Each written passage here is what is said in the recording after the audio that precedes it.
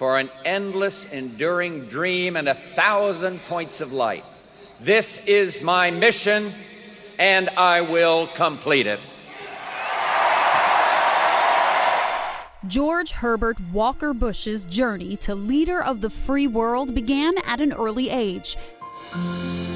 Born in Milton, Massachusetts in 1924, Bush began a life of leadership in grade school, from class president to captain of his varsity baseball and soccer teams.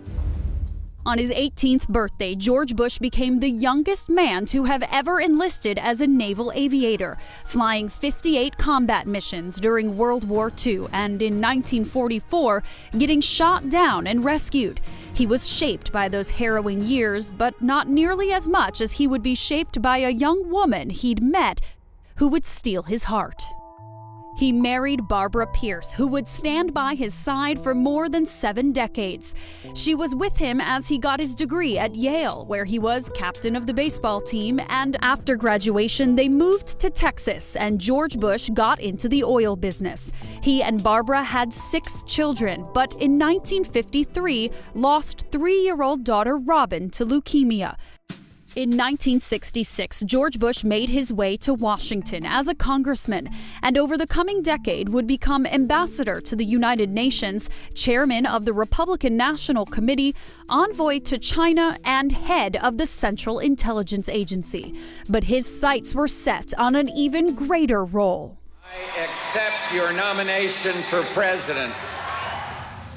But soon Bush threw his support behind Ronald Reagan and in turn became his running mate.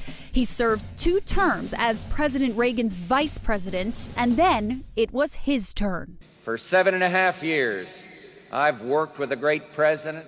I've seen what crosses that big desk. And who should sit at that desk? My friends, I am that man.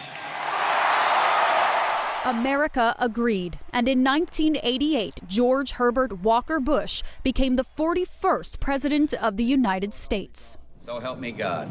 Congratulations. Thank you. President Bush spent much of his time in office surrounded by his family, as his administration became defined by foreign policy, with Operation Desert Storm, the fall of the Berlin Wall, and the dissolving of the Soviet Union. President Bush would champion his 1,000 Points of Light theme, pushing the value of volunteerism. Among his noted domestic policies was the Americans with Disabilities Act of 1990. Let the shameful wall of exclusion finally come tumbling down. Yet an unfulfilled promise from the campaign trail. Read my lips. Would lead to his defeat for a second term. In 1992, President George Bush passed the baton to Bill Clinton and retired back to Houston, Texas. In 2001, George Bush Sr. became the second president in history to be father to another president, as his eldest son, George W., took the oath of office.